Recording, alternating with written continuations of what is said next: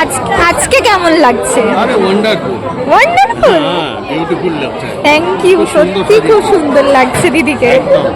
বউটাকে না খেতে দিয়ে দিয়ে রোগা করে ফেলেছো। হালকা পাতলা একটু ডিফেক্ট আছে কিন্তু এই সময় বলো দিও না তুমি। খেতে দেয় না ঠিক মতো, ফল ফলাদি আনে না এখন আর। তুমি আমার মান সম্মান শেষ করো না তারা মারো মতো। আমার বড় আমাকে ধূপকাঠি দিয়ে পুজো করে আর আমি এটাই দেবো। জিভে খাবো। হ্যাঁ, ভাইরাল হয়ে যাবে। এটা ভিডিও হচ্ছে আর কিছু বলবো না। ভিডিওতে কিছু বলার আগে তোমাদেরকে একটা ছোট্ট জিনিস দেখাতে চাই, যার মধ্যে দিয়ে আমি বোঝাতে চাই যে আমি মানুষ চিনতে যে কত বড় ভুল করে ফেলেছি। এই মেয়েটাকে দেখে কিন্তু আজকের আমার সুন্দরী দিদির সাথে একদম গুলিয়ে ফেলো না, দুজন পুরো আলাদা আলাদা মানুষ, ঠিক আছে?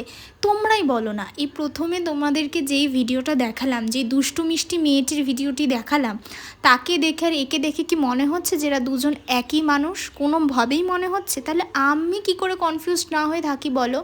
আমার যে অহংকার ছিল যে আমি একটু একটু মানুষ চিনি, এই মানুষটি সেই অহংকারটিকে হাতুড়ি দিয়ে চুরমার করে ভেঙে ফেলেছে। প্রথম দিন গিয়ে আমি একটা জিনিসই দিদির দিকে তাকিয়ে মনে হয়েছে ভীষণ রাগী, কম কথা বলা, ভীষণ অ্যারোগেন্ট একটা মানুষ।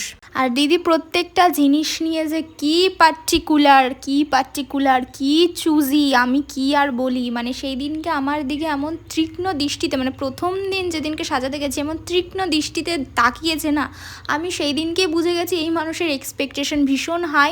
একে স্যাটিসফাইড করার মতো আর এর এক্সপেকটেশন ম্যাচ করার মতো ক্ষমতা আমার নেই। আমি জানি এই কথাটা বললে আজকে আমি বকা খাবো, তাও আমি বলবো দিদি কিন্তু ভীষণ ভীষণ ভীষণ খুঁতখুঁতে, মানে খুঁতখুঁতের একদম রানী বলতে পারো।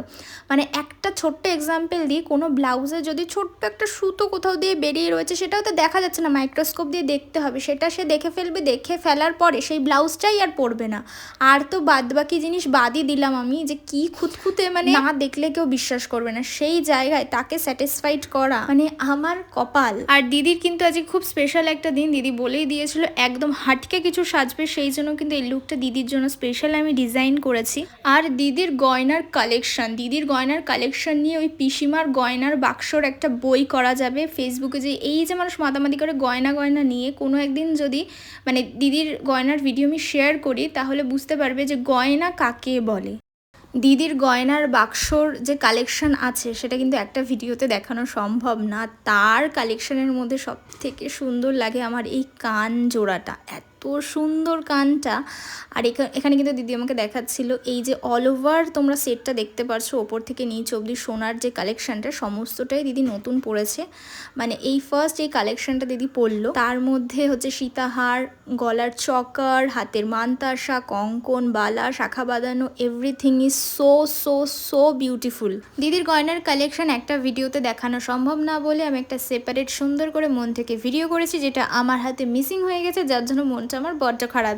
আজকে কিন্তু দিদির আমার কাছে প্রিমিয়াম প্যাকেজের এয়ার ব্রাশের একটা বুকিং ছিল, যেটার মেকআপের গ্লো, মেকআপের ফিনিশিং আর অল ওভার লুকটা দেখে বুঝতেই পারছো যে মেকআপটা কতটা সুন্দর হয়েছে। আর এখন হচ্ছে সেই মুহূর্ত, যে মুহূর্তে আমাদের হ্যান্ডসাম হিরো চলে এসেছে আমাদের সুন্দরীকে দেখার জন্য, যেই জন্যই কিন্তু আমরা এতক্ষণ ধরে অপেক্ষা করেছি, যার জন্যই কিন্তু এত সাজ।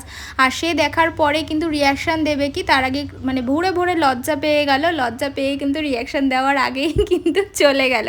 আর এখানে দিদির মুখের রিয়াকশান দেখে বুঝতেই পারছো যে দিদি কতটা খুশি হয়েছে।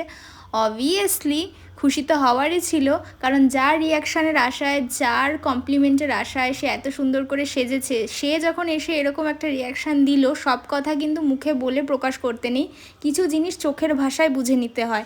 আর সেই চোখের ভাষাটা বোঝার পরেই কিন্তু দিদির মুখের হাসিটা আরও বেশি বেড়ে গেল। আমি কিন্তু দিদিকে বারবারই এটা বলে রাগাচ্ছিলাম যে দিদি তোমাকে কিন্তু দেখতে পুরো শেখের বউ, মানে একদম দুবাই শেখের বউয়ের মতো লাগছে, সমস্ত গয়না যদি পরে ফেলো তাহলে তার কোনো কথাই নেই, তাহলে তো একদম তোমাকে তুলে নিয়ে দুবাইতে চলে যাবে। আর এখানে কিন্তু সেই কথা শুনে একদম হাসি আর থামছে না তার। আর সত্যি কথা বলতে আবার যদি কখনো সুযোগ পাই দিদির এই ইউনিক কালেকশনগুলো তোমাদের সাথে শেয়ার করবো। আর কালেকশন ইউনিক হবে না কেন, কে পড়েছে সেটাও তো দেখতে হবে, যে পড়েছে সেও তো বড্ড ইউনিক, অন্তত সে আমার কাছে বড্ড ইউনিক আর বড্ড স্পেশাল একটা মানুষ। দিদির আজকের এই সাজটি নিয়ে আমি কিচ্ছু বলবো না, শুধু এটাই বলবো এই ভিডিওটি আমার কাছে ভীষণ স্পেশাল, এই ভিডিওটার আমার কাছে অনেক মূল্য, সেই জন্য ভিডিওটা ছাড়তে আমি কোনো তাড়াহুড়া করতে চাইনি। আমি আস্তে ধীরে ভিডিওটা সুন্দর করে তৈরি করেই প্রেজেন্ট প্রেজেন্ট করতে চেয়েছি আর আমি সেটাই করেছি। আর এইখানে কিন্তু রীতিমতো টানতে টানতে আমাকে ভেন্যুতে নিয়ে আসা হয়েছে আর ভেন্যুতে আমাকে রীতিমতো আটকে রাখা হয়েছে। আর আমাকে যখন আটকে রাখাই হয়েছে, তোমাকে দিয়ে আমি ভিডিও করাবো না এটা তো হতে পারে না। আমি বলেছি চুপচাপ এটাকে রেড কার্পেট মনে করো আর সুন্দর করে হাঁটা শুরু করো। আর হাঁটতে হাঁটতে দেখলাম আমাকে কিন্তু টুক করে একটা ফ্লাইং কিস দিয়ে দিল। আর আমার তরফ থেকেও তোমার জন্য অনেক অনেক ভালোবাসা, তোমার থেকেও আমি তোমাকে একটু বেশি ভালোবাসি। রীতিমতো নিজেদের অকেশন ভুলে আমাকে নিয়েই মেতেছিল। এখানেও দাদাকে ডেকে ডেকে আনছে যে ও ভিডিও করবে, তাড়াতাড়ি আসো।